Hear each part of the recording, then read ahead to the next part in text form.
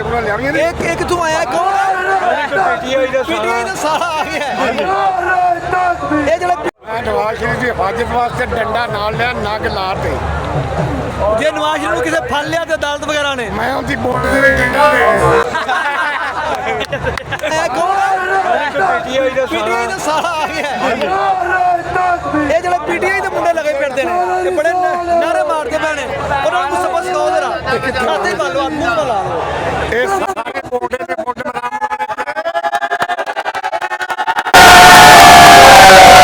PTI ਦੇ ਜਿਹੜੇ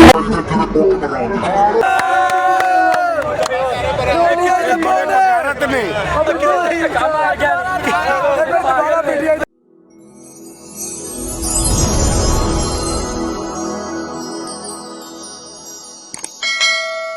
ਤੁਹਾਡਾ ਨਾਮ ਕੀ ਹੈ ਤੁਸੀਂ ਕਿੱਥੋਂ ਆਏ ਜੇ ਮਜੀ ਯੂਸਫ ਬਾਹਰ ਤੋਂ ਆਇਆ ਬਾਹਰ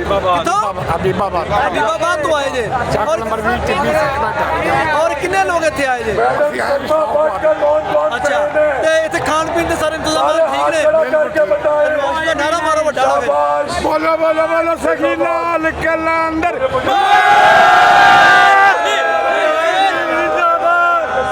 ਬੋਲੋ ਬੋਲੋ ਸਖੀ ਲਾਲ ਕਿਲਾ ਅੰਦਰ ਬੋਲੋ ਬੋਲੋ ਬੋਲੋ ਸਖੀ ਲਾਲ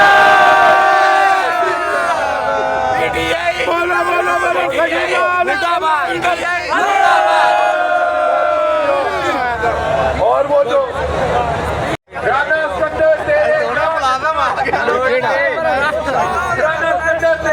ਸ਼ਰੀਫ ਨੇ ਅੱਗੇ ਕੋਈ ਬੁਰਾ ਕੰਮ ਨਹੀਂ ਕੀਤਾ ਇਮਰਾਨ ਖਾਨ ਨੇ ਕਰਾਇਆ ਨੇ ਉਹਨੇ ਕੀ ਗਰੀਬ ਨੇ ਕੀਤਾ ਇਮਰਾਨ ਖਾਨ ਕੀ ਬੁਰਾ ਕੰਮ ਉਹਨੇ ਬਗਾਰਤੀ ਕੀਤੀ ਸਾਰੀ ਜਿਵੇਂ ਉਹਨੇ ਸਾਰੀ ਬੀਬੀਆਂ ਨੂੰ ਨਚਾਇਆ ਸਾਰੀ ਕਿੱਥੇ ਨਵਾਜ਼ ਸ਼ਰੀਫ ਨੇ ਕੀ ਬੁਰਾ ਕੰਮ ਉਹਨੇ ਨਹੀਂ ਬੁਰਾ ਕੀਤਾ ਇਮਰਾਨ ਖਾਨ ਨੇ ਕੀਤਾ ਹੈ ਇਮਰਾਨ ਖਾਨ ਹੋਰ ਭੈੜੇ ਕੰਮ ਕੀ ਕੀਤੇ ਨੇ ਨਹੀਂ ਉਹਨੇ ਬਚਾਈ ਰੱਖੇ ਨਾ ਹੁਣ ਰੱਬ ਉਹ ਤੁਸੀਂ ਆਪਣੀ ਦੱਸੋ ਕੱਲ ਨਵਾਜ਼ ਸ਼ਰੀਫ ਸਾਹਿਬ ਬਾਹਰ ਵਾਲੇ ਖੈਰੋ ਫੀਦ ਨਾਲ ਠੀਕ ਹੈ ਇੱਥੇ ਕੱਲ ਕੀ ਇੰਤਜ਼ਾਮ ਕੀਤਾ ਤੁਸੀਂ ਉਹਨਾਂ ਵਾਸਤੇ ਰੋਟੀ ਪਾਣੀ ਬੰਦਿਆਂ ਦੀ ਹਿਫਾਜ਼ਤ ਵਾਸਤੇ ਸੀ ਆਇਆ ਕਿਹੜੇ ਰਾਤ ਵਜਾਉਣੀ ਨਹੀਂ ਆਦੇ ਪੈਣੇ ਕਿ 1 to 5 ਵੀ ਮਿਲਣਾ ਹੈ ਬਿਰਿਆਨੀ ਵੀ ਮਿਲਣੀ ਹੈ ਉਹ ਝੂਠ ਹੈ ਤੇ ਕੀ ਮਿਲਣਾ ਉਹ ਦੱਸੋ ਭਾਈ ਹੁੰਦਾ ਸਾਨੂੰ ਵੰਟ ਭਾਈ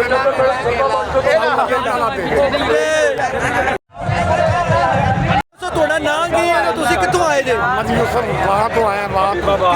ਹਬੀਬਾਬਾਦ ਹਬੀਬਾਬਾਦ ਤੋਂ ਆਏ ਜੇ ਚੱਕ ਨੰਬਰ 20 ਚ 20 ਸੈਕਟਰ ਔਰ ਕਿੰਨੇ ਲੋਕ ਇੱਥੇ ਆਏ ਜੇ ਅੱਛਾ ਤੇ ਇੱਥੇ ਖਾਣ ਪੀਣ ਦੇ ਸਾਰੇ ਇੰਤਜ਼ਾਮ ਠੀਕ ਨੇ ਨਵਾਜ਼ ਦਾ ਨਾਰਾ ਮਾਰੋ ਵੱਡਾ ਹੋਵੇ ਬੋਲੋ ਬੋਲੋ ਬੋਲੋ ਸਖੀ ਲਾਲ ਕਿਲਾ ਅੰਦਰ ਬੋਲੋ ਬੋਲੋ ਬੋਲੋ ਸਖੀ ਲਾਲ ਕਿਲਾ ਅੰਦਰ ਬੋਲੋ ਬੋਲੋ ਬੋਲੋ ਸਖੀ ਲਾਲ और वो जो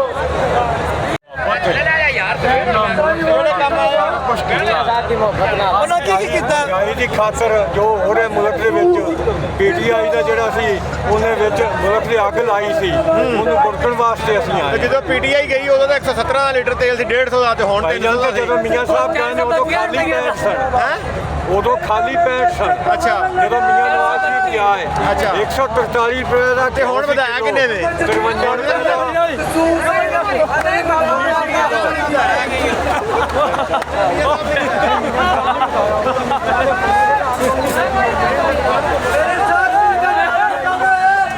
ਕੀ ਹਾਲ ਹੈ ਇਹ ਬੋਟ ਮਰਾ कौन आ रहा है जिंदाबाद नवाज शरीफ जिंदाबाद राणा राणा किधर हो राणा जिंदाबाद और पाकिस्तान पाइंदाबाद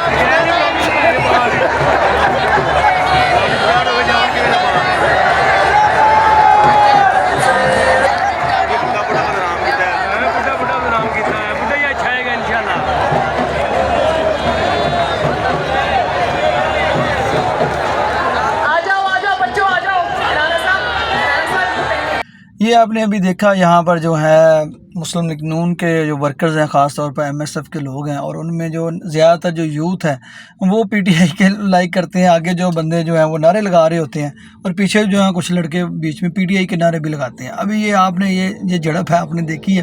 तो ये जो बात कर रहे थे बुज़ुर्ग, बड़ी दूर से आए हुए थे, तो वो पीछे जो नौजवान थे वो PTI के नारे लगा रहे थे और वो डंडा लेके उनके पीछे लग जाते थे। तो ये मजमूई तौर पर बनारे पाकिस्तान के अंदर यही सूरत हाल है। और ज़्यादातर जो यूथ है वो इस वक्त जो है, और जो ज़्यादातर यूथ की हमदर्दियाँ हैं वो PTI के साथ हैं। अब ये इसके ऊपर नून लीग को वर्क करना पड़ेगा, डेफिनेटली वर्क करना पड़ेगा, क्योंकि जो यूथ है उन्होंने जो पिछले सालों से इमरान खान को लाइक किया, अब नून लीग अगर उसके अल्टरनेटिव क़यादत देती है,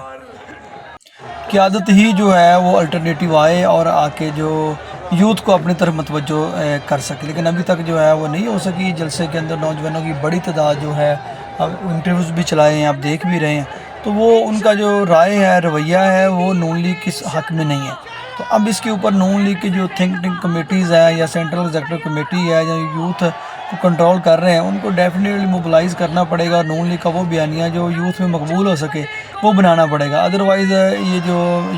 यूथ आ तो गई है देहातों में, या दाएँ बाएँ जो दोस्त होते हैं मुख्तलिफ पार्टी में, इतना फ़र्क नहीं होता उनकी वजह से, लेकिन अभी फ़र्क है।